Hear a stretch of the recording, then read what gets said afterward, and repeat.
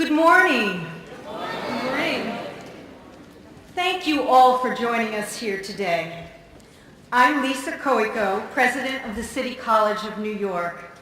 It is truly our honor and privilege to welcome Governor Andrew Cuomo to our campus today.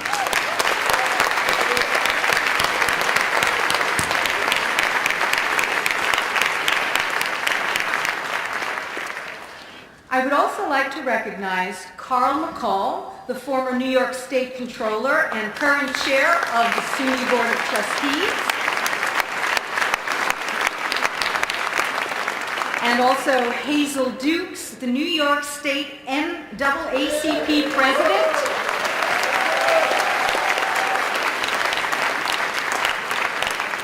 Darrell Towns, Commissioner of the New York State Home and Community Renewal, as well as Assemblyman Keith Wright,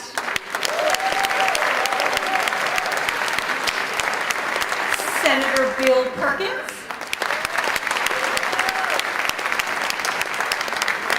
Senator Adriano Espaillat, Councilperson Idanis Rodriguez,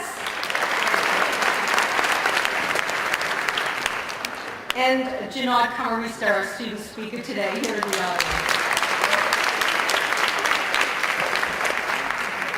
I also wish to acknowledge Jay Hershenson, the Senior Vice Chancellor of the City University of New York.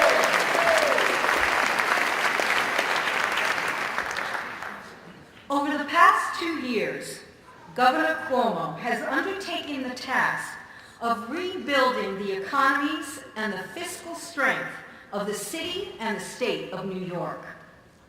As educators, as well as private citizens, we here at CCNY can attest to the outstanding progress that he has made. Today, the governor will discuss his vision for the state and outline his plans to build upon this progress and to continue the improvement of our regional economy. It is perfectly fitting that Governor Cuomo do so on the campus of the City College of New York as we celebrate 166 years of serving this city's hardworking, young, ambitious adults by providing a superior education at a very reasonable cost. Thank you. Higher education and the graduates who benefit from it are a driving force behind economic growth in New York State. And the CUNY system, both at the senior and community college levels, plays a vital role in that process. Among the many areas our students thrive at are new technology areas within engineering, science, digital arts, and biomedical education. The investment in research, as embodied in the 2 new research buildings rising on our South Campus that were supported by the state of New York, reflect New York's drive to make this region a key national and international research center positioned to attract the greatest minds and to foster innovation. Another example was the recent opening of the Zahn Center for Entrepreneurship within the Grove School of Engineering here at City College. This center nurtures startups and provides guidance to turn theories into profitable businesses. The center also serves as a resource for local businesses in the community with an open invitation to partner with our students to expand their own businesses. We are so pleased that Governor Cuomo is a strong believer in new technologies and their potential as key drivers of economic expansion in New York State. He is making prudent decisions and wise investments that leverage the resources of academia across the state to attract new businesses and create jobs. We look forward to continuing to partner with him in this effort. It is now my great pleasure to introduce Assemblyman Keith Wright. Assemblyman Wright is starting his third decade of service to the people of Harlem in this district. And he has always been a staunch supporter of City College and all of its programs. Please welcome Assemblyman Keith Wright.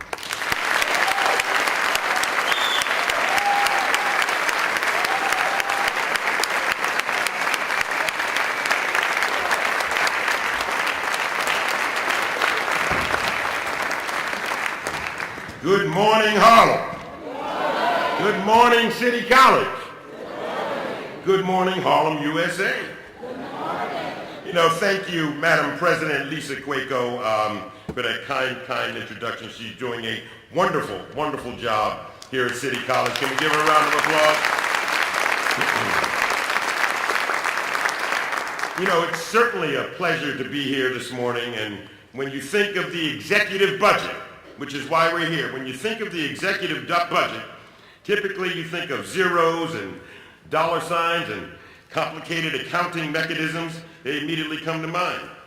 But few governors have used the budget as this governor has to advance a bold and aggressive agenda for all New Yorkers. In the past 2 years, this governor has restored New York's reputation as the most progressive capital in the nation.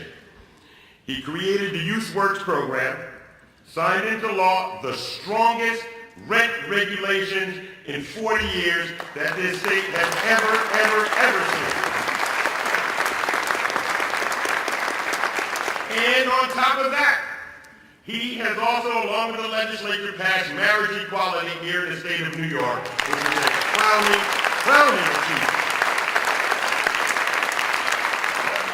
Not finished yet, and just a few weeks ago, this governor and the legislature passed the toughest gun laws in the nation.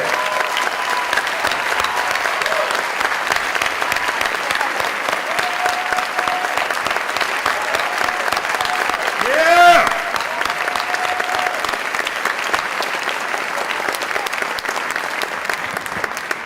You know, Governor Cuomo continues to work with his colleagues, those of us in the New York State legislature, to help the private sector create jobs and help our universities to innovate. And every day he is working to tackle some of the biggest problems that we face each and every day in our communities. From unemployment and crime to the lack of quality in education, and for the first time in 10 years, he has put the discussion of minimum wage, raising the minimum wage, and for the first time in 10 years, back on the table.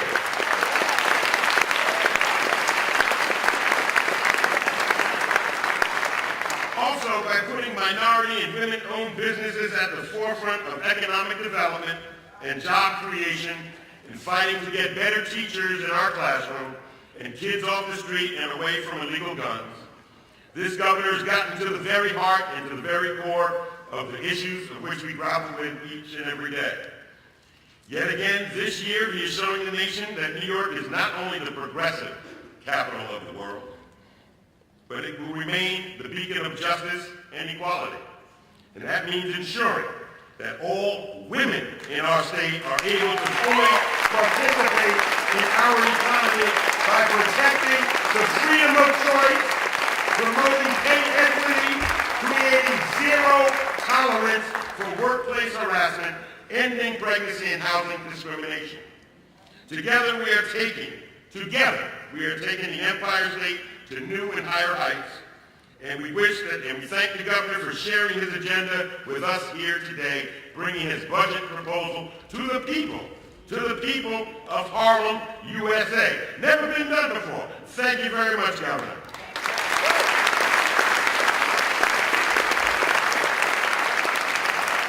And now I'd like to introduce my legislative partner in the New York State Legislature.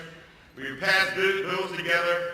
He is probably one of the hardest working senators I know. I give you the senator for this district, Senator Bill Perkins.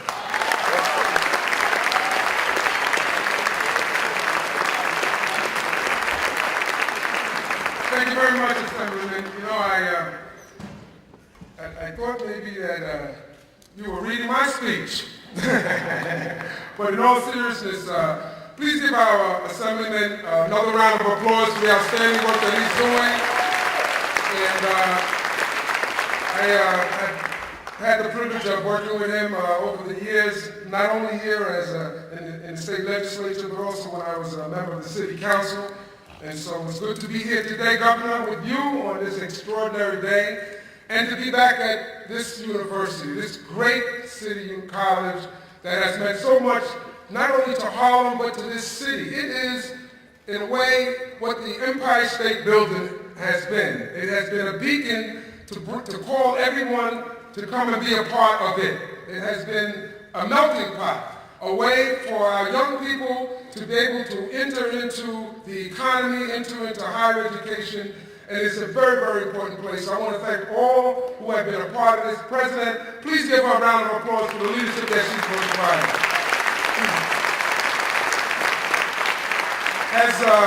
As the Assemblyman pointed out, we did an extraordinary thing this year. We responded to a great crisis that is not only affecting our city, not only affecting our state, but is affecting our nation.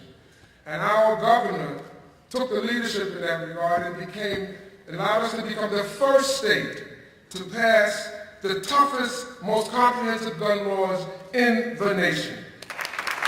This legislation has some outstanding features. It includes an assault weapon ban. Imagine having to include an assault weapon ban. That's outrageous. A limit on magazines and ammunition purchases, and more safeguards that prevent guns from falling into the hands of the mentally ill, dangerously violent, or criminal individuals. It has broad support among New Yorkers, and it will save lives. It will save lives. And the gun control bill was just the beginning for this year. There are more agenda items on tap that will help New Yorkers, especially those of us in New York City, to have a more fair and just state. One of those is reforming the stop and frisk policy. The stop and frisk policy that disproportionately targets young African American and Latino men, and some women as well, and puts them at a disadvantage when it comes to going to college, such as here at City University. Getting a job and even building a future. Throughout the city, in 2011, there are 49,800 arrests for the same charge. 41,854 of those arrested were African American or Hispanic. These numbers paint a staggering and bleak picture. But the governor knows that we can do better by our youth, and he wants to do better by reforming stop and frisk, so that more young people will be able to get into college, go to CUNY, and get a great and affordable education.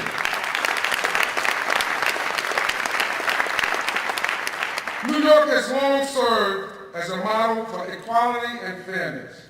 And under Governor Cuomo, New York is poised to carry on that fine tradition as a progressive capital of the nation. And we need that kind of leadership more than ever before. I now am pleased to introduce my fellow Senator, Adriano Espaillat, a City College student, graduate himself.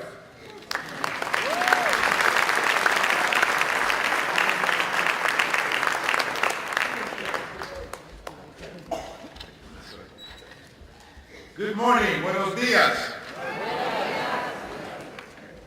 I want to thank my colleagues and everyone here at City College, and of course, our governor.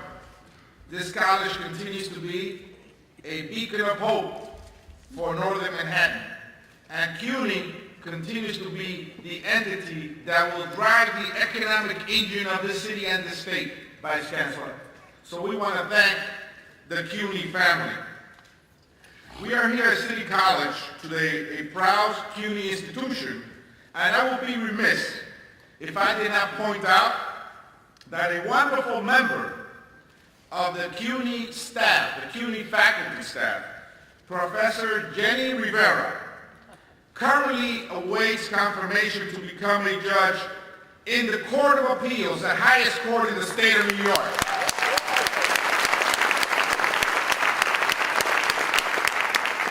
Our governor nominated her, and she makes us all proud. I know that many people here in CUNY in our community are very excited about her nomination, and we thank you, Governor Cuomo, for putting forward her name. Our CUNY faculty staff member, Professor Jenny Rivera, is part of the CUNY family, and we thank you for that initiative. For the past 2 years, Governor Cuomo has partnered with us, his colleagues in the legislature, to invest in neighborhoods like Harlem and Washington Heights. This year's agenda continues the commitment with continued investment, including, among other initiatives, $1 billion, $1 billion. $1 billion in any language is $1 billion towards preserving and creating new affordable housing. 14,000 affordable units in the next 5 years. This has not happened in the state for decades and decades. $1 billion, $1 billion, Governor Cuomo. Thank you. It is an investment that we know will pay off because by investing in our neighborhoods, we are helping families and lifting communities of color. And finally, this year, together with the governor, we will take decisive action to help so many families here in New York City and New York State by raising New York's minimum wage.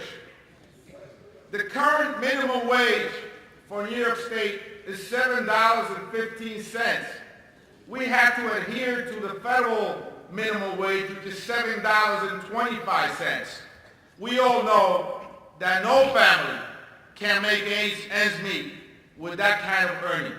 So the governor has a commitment promoting opportunity and mobility by increasing the minimum wage. This is exactly what families need. Currently, they make $14,000 a year. If we give them a little bump, I don't think they're going to go on a Caribbean vacation. They're going to go to local businesses and spend that money and motivate the economy, and that's exactly what we need. It's a great economic stimulus. You will hear shortly from the governor about more of his plans to invest in young people like many of those in this room who will help to build the Empire State for the future. But first, it is my pleasure to introduce one of those young people, one of your very own right here at City College, a senior biomedical engineering major in Immaculate Honors College, Jenner Camarista. Welcome.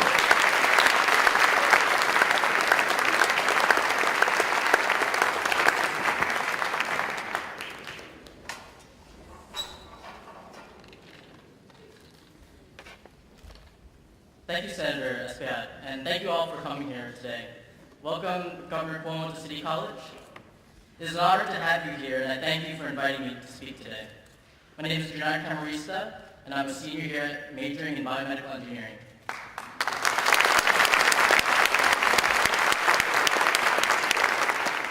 Currently, I'm working with 3 other students to develop a business idea for the K-League Entrepreneurship Competition. Our idea is to build an IT system that will instantly calculate and broadcast wait times to customers of different businesses. Right now, we are focusing on displaying wait times for restaurants on our website or on your smartphone so that you can make informed decisions about when to leave for the restaurant.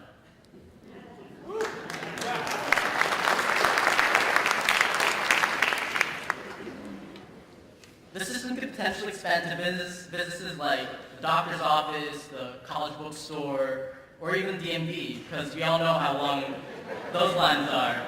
No offense, Governor Cuomo. President Lisa talked about the school's very own business incubator, the Zahn Center. As we continue to develop our business idea for this competition, the Zahn Center has been a critical resource for us in order to explore research, advertising, and network opportunities. And we are using the center to build our prototype as well, which we're basically done with. I've really enjoyed working on this prototype, and this project was far. And if we're successful, we can turn this idea into a real business in New York. This is exactly what Governor Cuomo's technology transfer proposal will achieve. The commercialization of good ideas and creation of new businesses to take them to market. It connects academics, venture capitalists, business leaders, and other professionals with entrepreneurs like myself to facilitate the commercialization process, keeping this process in New York. And similar to the Zahn Center, his hotspots will provide startups and students like me across the state with incubators that support growth through tax-free zones. The governor wants students to create in New York, expand businesses in New York, and stay in New York. Originally, I'm from Rockland County. I go to school in Manhattan, Harlem City College, and I want to stay in the state of New York because I know this is a place where businesses can grow and thrive.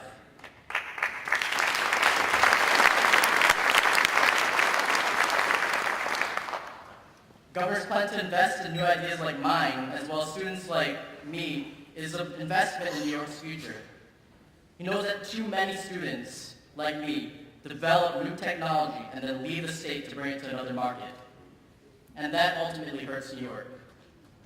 New York loses when students, entrepreneurs, and businesses leave the state to make our fortunes. I plan on staying in New York because I know our governor is willing to invest in my ideas and my future, and the future of New York. Now it is my pleasure to introduce to you the governor of the great state of New York. Thank you very much.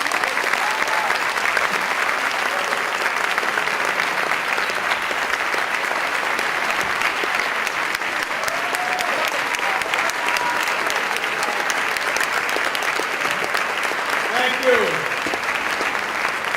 Thank you. Good morning, Harlem. Oh, it's a better morning than that. We have more energy than that. Good morning, Harlem. Well, it is a pleasure for me to be here at City College. First, to Mr. Camarista, how smart is that? An app on wait time. That is very smart. Why couldn't I think of that? I want you to know in advance, Mr. Camarista, the wait times at the Department of Motor Vehicles are way, way down. And we're doing our own app of reduced wait times thanks to a good state government like at the DMV. So we're going to have a little competition for you. Give him a round of applause, Mr. Camarista. Madam President, President Koiko, thank you very much for your leadership of this great organization. Thank you for the work in allowing us to be here today. And just to show you how thoughtful the President is, she said that any student who attends this seminar today gets 5 extra points on their grade. Isn't that nice? President Koiko, give her a round of applause. We do have a whole host of dignitaries who are here today, but you heard from 3 truly extraordinary legislators. And let me just say, this New York State Legislature, for many years, the state legislature was maligned. The past couple of years, this state legislature has not just led the state, but it has led the nation. And it has passed groundbreaking legislation that literally the other states have followed. You know, New York is not just another state. New York is something special. And when New York acts, it sends shockwaves across the nation. When this state passed marriage equality, states all across the country noticed, and I believe we fostered a movement when we passed marriage equality. When we passed this law just a couple of weeks ago, that is a sweeping reform of the way we handle guns in society to reduce gun violence. It is now sweeping across the nation, and I hope Washington listens to what we did here in the state of New York. So give them a round of applause. Assemblyman Keith Wright, who's also the co-chair of the Democratic Party. Give him a round of applause. Senator Adriano Espaillat. Senator, thank you very much for your leadership. And Senator Bill Perkins, Senator, thank you very much for everything you do. Also, the SUNY chairman is here, Carl McCall, who's a legendary figure for this state, for Harlem, son of Harlem, who's leading SUNY now. Chairman Carl McCall, Hazel Dukes and her advocacy at the NAACP. My godmother, Hazel Dukes. Pleasure to be with her. What we want to talk to you about today is what we call the state of the state and a budget presentation. Every executive, President of the United States, the mayor, and governor.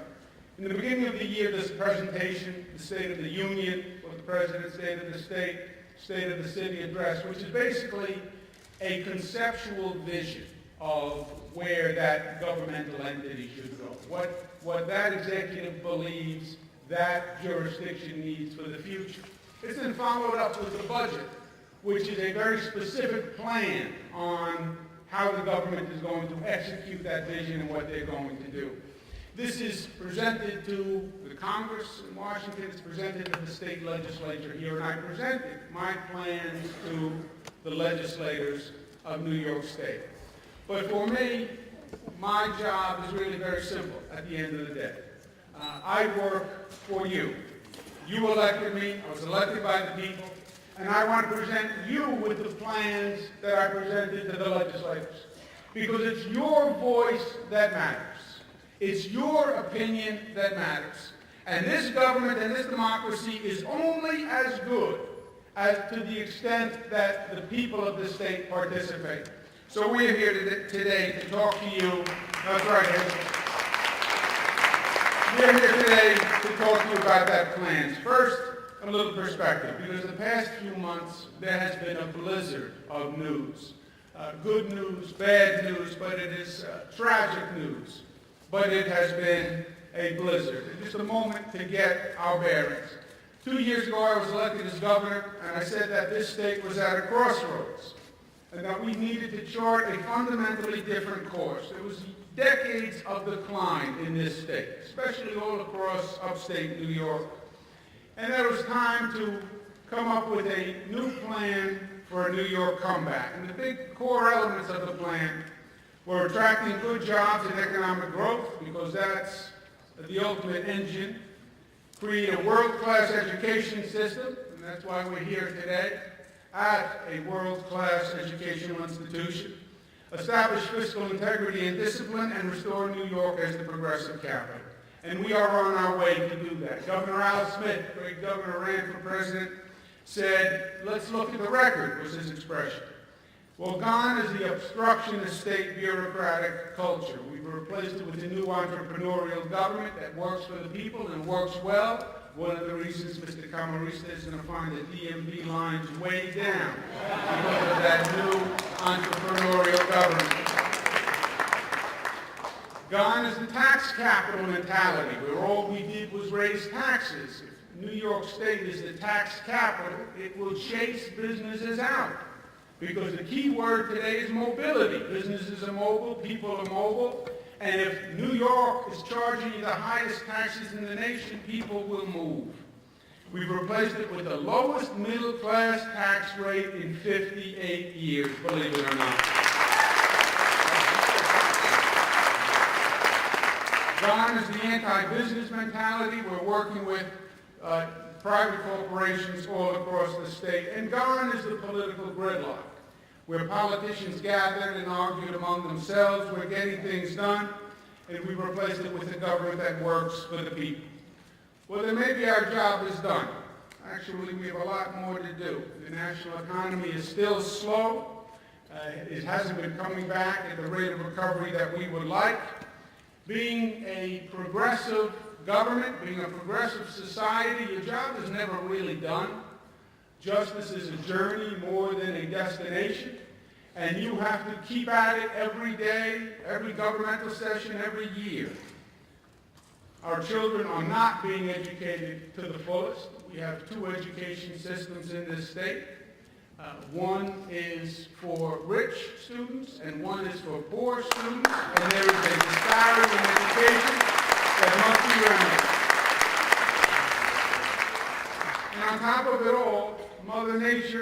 not been kind to us and has given us additional burdens to deal with. So let's begin. The 1-2 punch that makes this state the best state: the economy, jobs, and the best education system.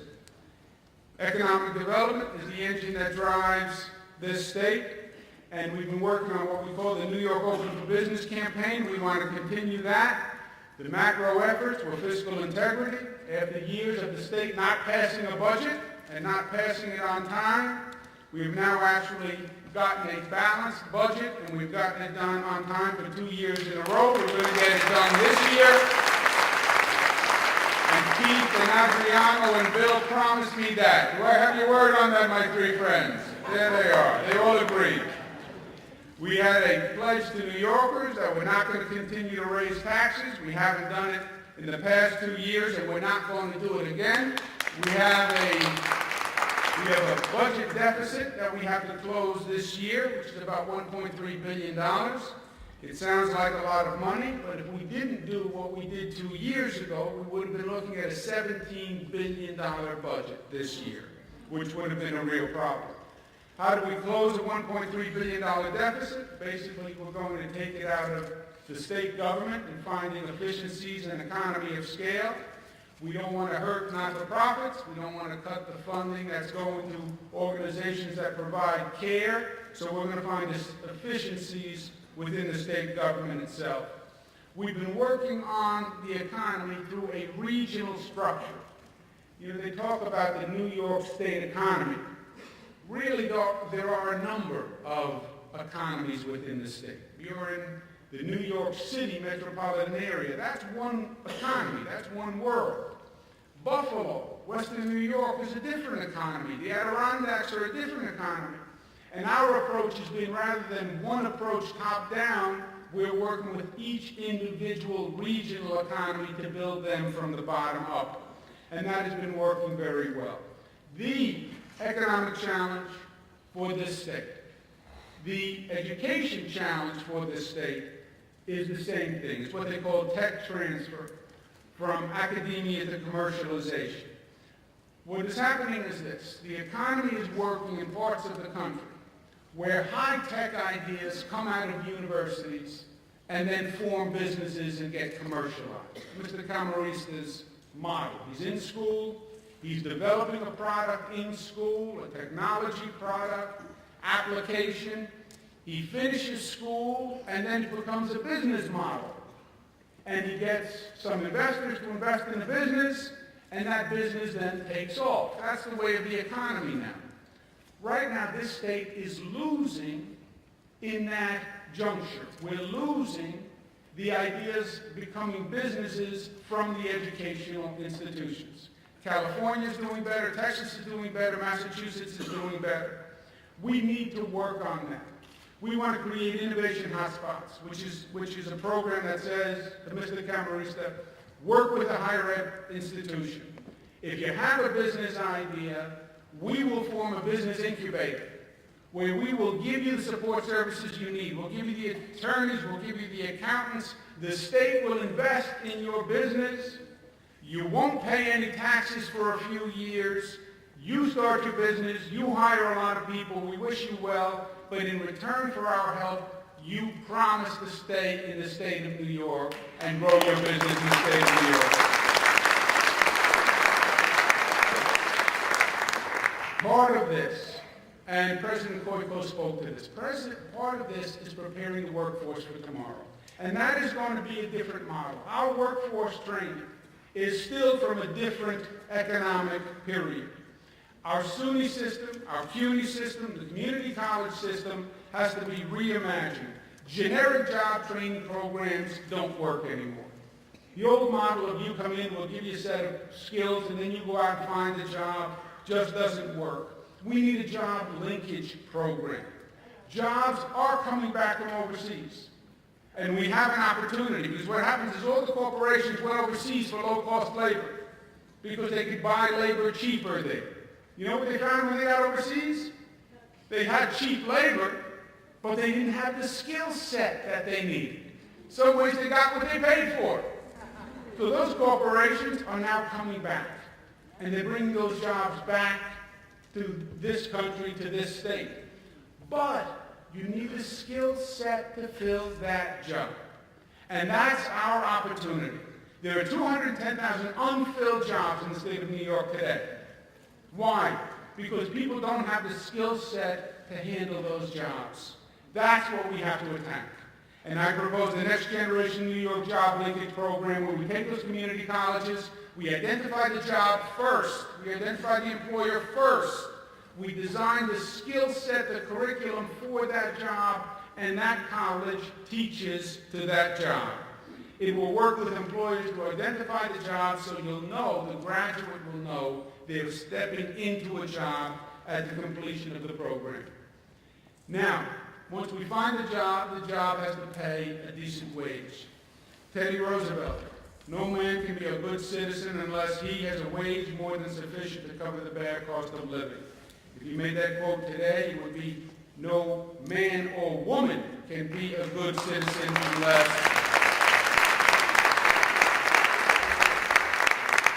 Current minimum wage in the state of New York is $14,000 per year.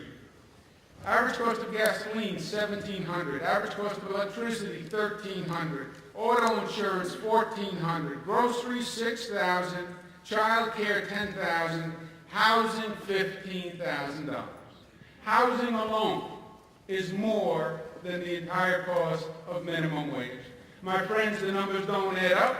We are out of pace with other states in the Northeast that pay a higher minimum wage. We propose raising the minimum wage to $8.75 an hour. It's the right thing to do. It's the fair thing to do, and it is long overdue. Let's do it now. This state legislature should raise the minimum wage this legislative session, period. Second priority is education. Governor Seward spoke to the obligation that government and society has. I have two words for education. We need more and we need better.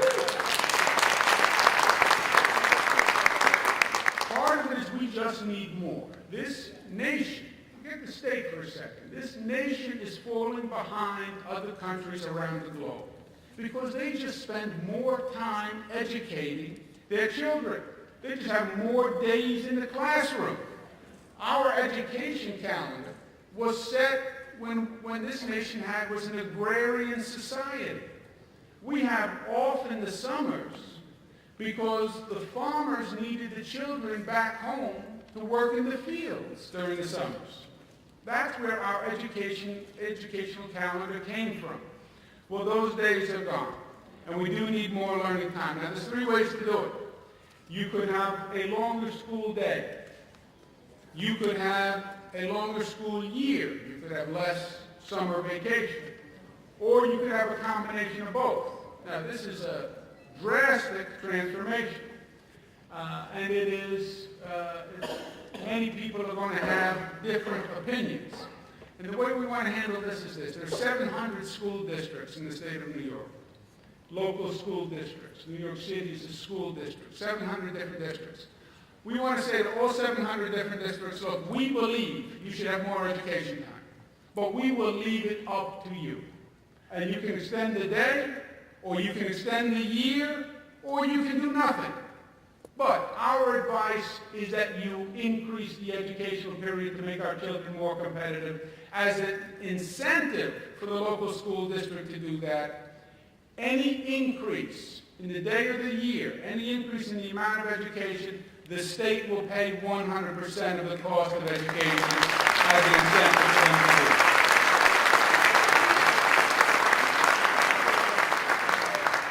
do. Same is true of early education. The numbers are clear. Children that receive early education do better. They do better in math. They do better in all test scores.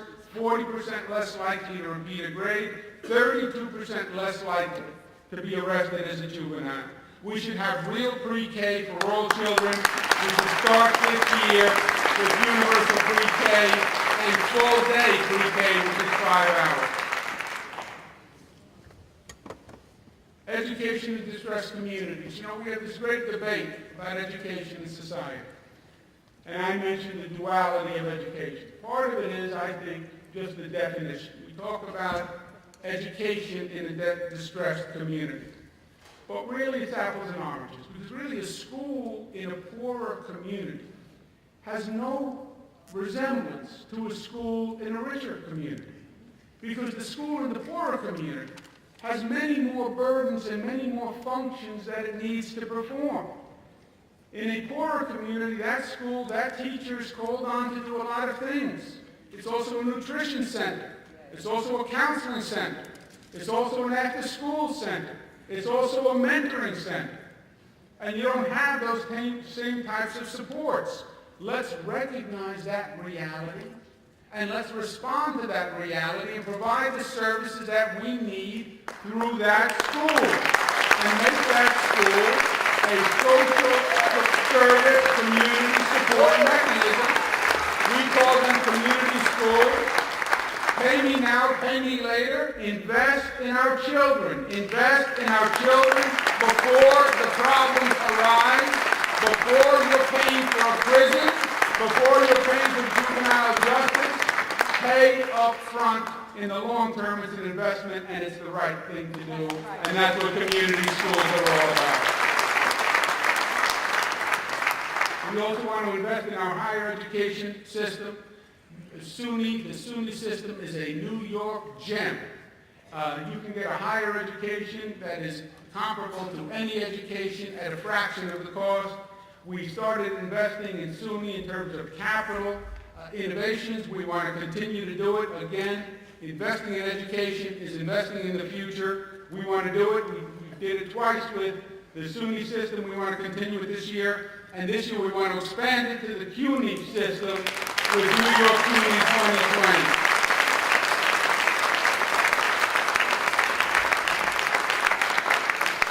That building looks familiar. I can't quite place it. We talk about education and economic opportunity, and they are the 1-2 punch. But there's more to New York, because New York is about community, and New York is about values. And one of the key values is that there is no discrimination in the state of New York. We cherish our diversity, and it is a strength. Well, we have a stop and frisk policy that has provided a challenge. As you heard from Senator Perkins, about 50,000 arrests in New York City for marijuana possession under stop and frisk, more than any other offense. 82% of those arrests are black and brown. 69% under 30-year-old. So what you're doing is you're, under the stop and frisk, arresting a large number of young, predominantly male, black and brown, who then have a criminal record that stigmatizes and criminalizes and creates a permanent record that they have to explain for the rest of their life when they're going for a job or they're going for an education. It's not fair, it's not right, it must end, and it must end this way.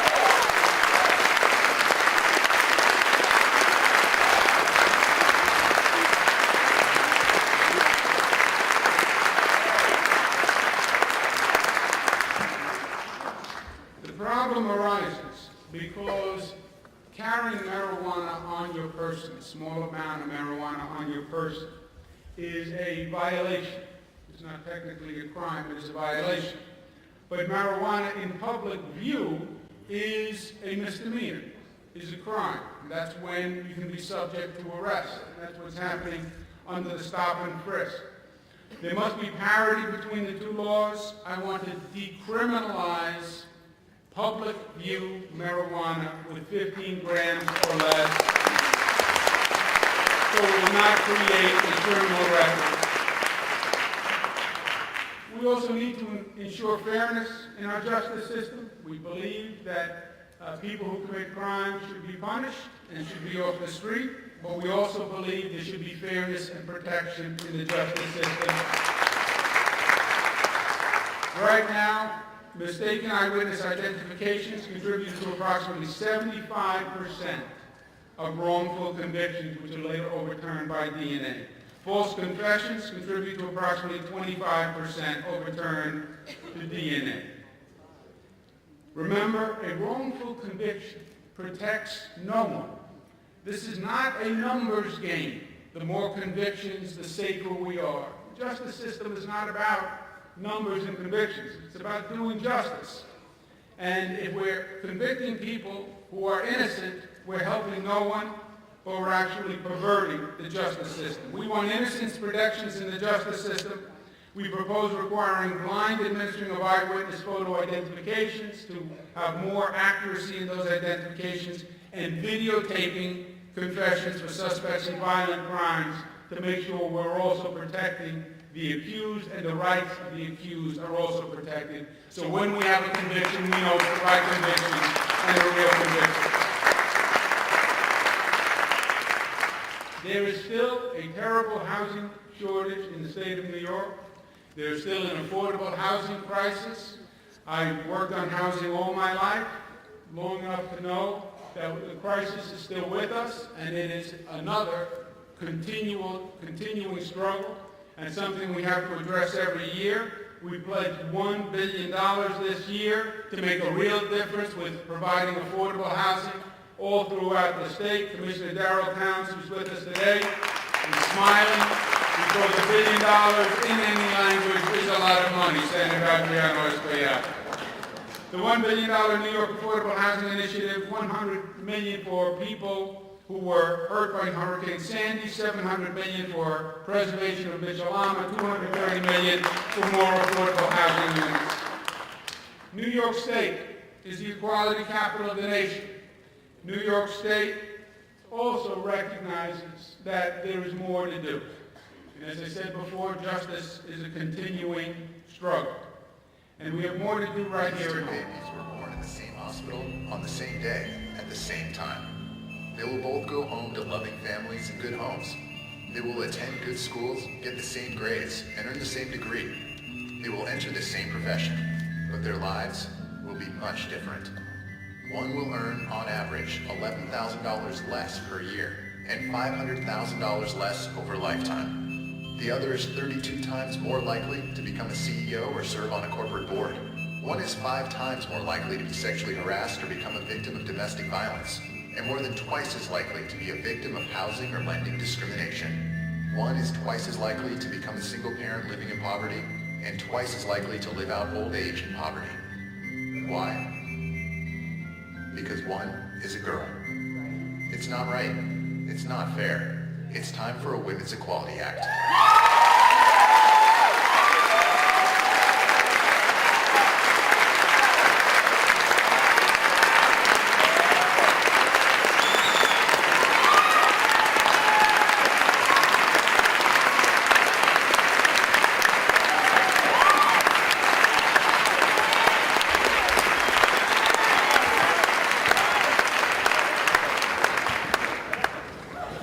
We did make history when we passed the Marriage Equality Act that had a very simple premise, that it is wrong to discriminate based on sexual orientation when people want to marry.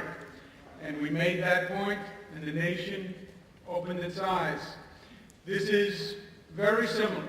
There is discrimination against women in society today. That is the truth. That is the reality. We don't like to acknowledge it.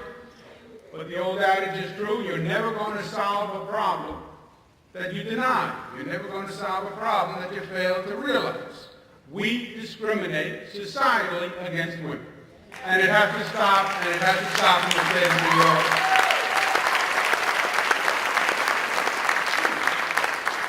Fitting that New York does it. We were the birthplace of the women's rights movement.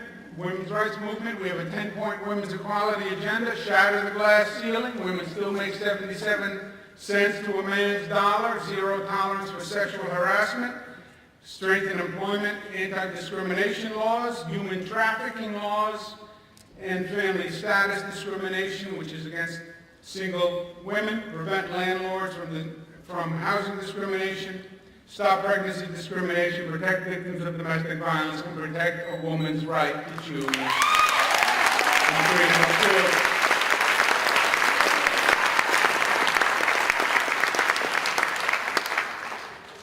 Issue of gun violence has been all over the papers again.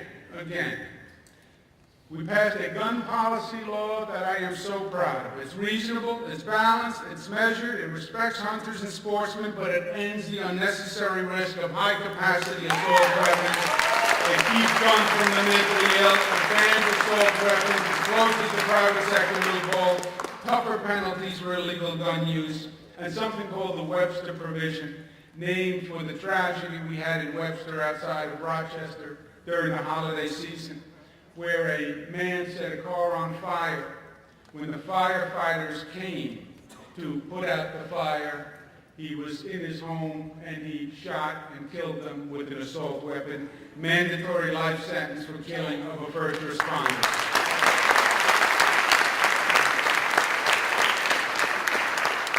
And on top of all of this, we also have to respond to the crisis. We have to respond to Hurricane Sandy, October 29th, that did tremendous damage. Worst storm to hit the Northeast in history, period. Hundreds of thousands of people. And first we have to begin by learning from what happened. And there's a fact here that climate change is real.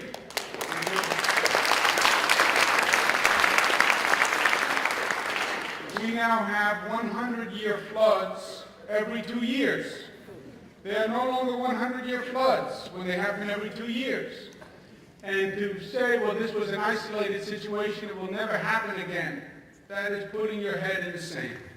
Climate change is real, it is inarguable, the sea is warmer, and there is a changing weather pattern. It creates more storms. The time to act is now. We have to make government work, we have to come together, and we have to be smarter and faster than we've ever done before. Good news is, Congress has given us $30 billion to do Reconstruction.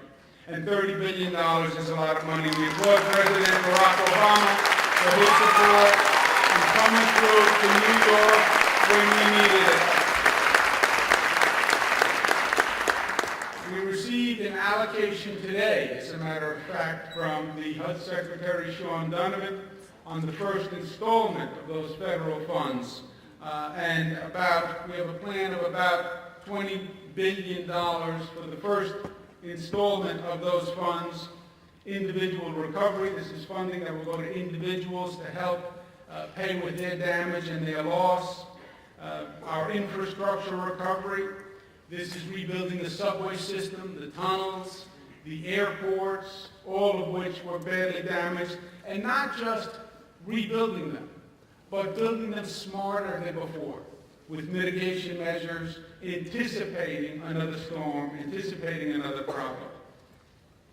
We propose as part of that to recreate New York. If you have a home that is along the water in a floodplain area, then you know what? If we're going to build it back, let's build it back smarter. And let's build it back with the kind of design that won't make this happen over and over and over again. There are parts of this land that Mother Nature owns. There are parts of this state along oceans, along rivers, and they belong to Mother Nature. She may only come every 2-3 years, but when she comes, she revisits and she reclaims. And there are people who are in homes who have rebuilt 3, 4, 5 times over the past few years. And we're saying to them, it's up to them, but they may choose to say, you know what, Mother Nature, I'm giving this parcel back to you. Buy out, we will buy the home, we'll keep the parcel vacant, they can move to different ground if they choose. We have to harden our infrastructure. Our subway system is all underground. It is not designed to be flooded. Salt water and electrical equipment do not mix well. We learned that lesson the hard way. We have to make sure if there's another flood, we have that subway system sealed so water doesn't go underneath. You know, they talk about the magic of Manhattan and the engineering and how high we built and the skyscrapers. The real engineering marvel is how deep we built in Manhattan. There are parts of Manhattan that go down 10, 15 stories below grade. Water tunnels, subway tunnels. It was not designed for a flood where you fill in that infrastructure because we have no way to pump it out. So sealing those tunnels, sealing those vents is very important. and recovering in a faster period of time. It can't be every time there's a flood, the city is shut down for 2 weeks. Same is true with our airports, our fuel delivery system. There was chaos on the fuel. Remember the gas lines? And the 2 weeks of chaos on fuel, all caused by a day and a half disruption in delivery. That's all it was, a day and a half. Coast Guard closed the harbor because they were afraid there was debris in the water. The tankers couldn't get in for a day and a half, caused a 2-day backup. We had no fuel reserve. We had no emergency pumping capacity. That all has to be changed now. We have to harden our utilities. It can't be every time the wind blows, a tree falls, knocks down a wire, and the lights go out.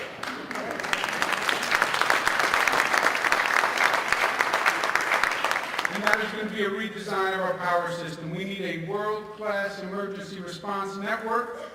We want to capitalize on the spirit of volunteerism that we saw in the state and organize that. We want to have a statewide volunteer corps ready. We want a citizen education campaign because everybody in their home is an emergency responder and should know what to do. We are going to have a top-down approach, but we're also going to ask communities that were damaged to come up with their own plan for reconstruction. Because I think the best ideas are the organic ideas that come from the community up. Because people know best, it's their community. Let's listen to them about what they need to rebuild. And we're going to be asking these communities that were affected to come up with their own reconstruction plans. That's what the affected area in the downstate area looks like. Many of these communities, frankly, needed help in the first place. Many of them had housing needs and economic needs that were unmet. And I think this is an opportunity for us to do a lot of work that we needed to do anyway, frankly, and to build back better than before. So the good news was the $30 billion. The best news is we are New Yorkers. And that New York is unified in a way that I haven't felt it unified in a long time. And you know, they talk about silver linings. Maybe what we went through with the flood,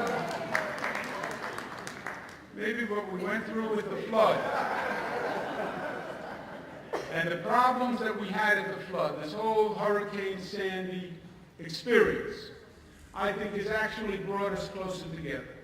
Maybe it requires a trauma. Maybe it requires a bad situation to give us a little perspective and to shake us up a little bit and say, remember what's important. Sometimes that'll happen in a family. You'll be fighting, you're talking, there's all sorts of tension, and then something real happens in life. Somebody gets sick, God forbid. Something happens, and all the little things strip away. I think Hurricane Sandy did that in some ways for us. It said we're all fragile, and we are all in this together, and at the end of the day, what brings us together and the commonalities are more important than the differences. And I saw people come together to help one another around Sandy in a way that warmed my heart. I saw people come from all across the nation to help New Yorkers. I saw people come from uptown to downtown just to be there one for the other, just to help us. And that is New York at its best. And that's what we are all about.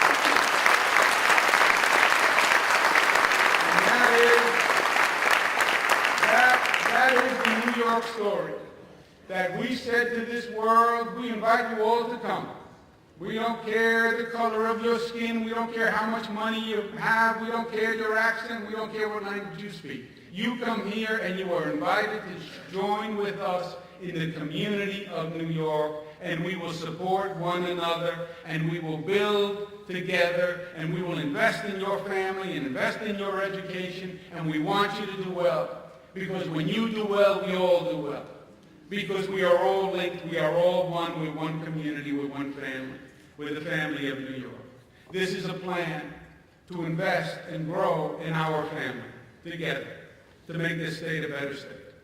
Together we will. Thank you, God bless you.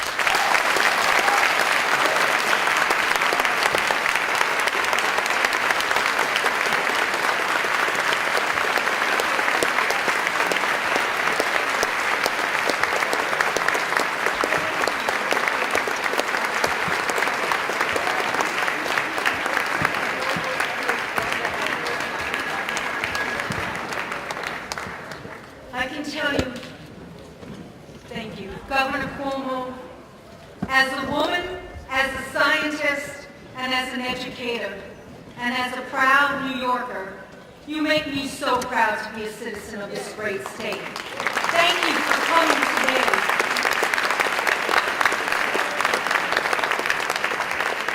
Thank you for sharing your ideas and your programs. I encourage you all to learn more about what the governor has proposed by going to www.nygetinvolved, that's all one word, nygetinvolved.com. Thank you again, Governor Cuomo. Thank you to all of your staff, our wonderful distinguished guests, for joining us at the City College campus. We look forward to welcoming you back. Thank you again.